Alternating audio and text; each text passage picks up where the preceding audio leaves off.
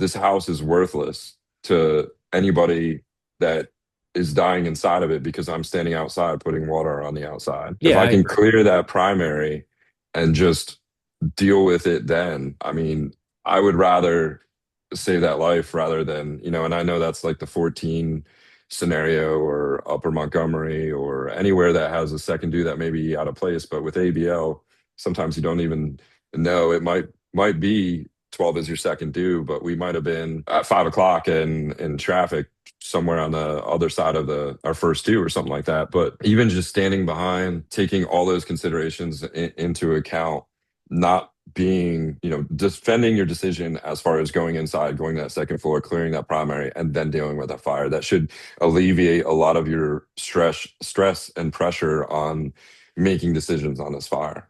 If you are concrete on putting water from the outside on a house like this, I mean, you look at the time of the day and presumably there's people inside this, and just staying fast on that decision to put water from the outside versus and assign a second due inside there.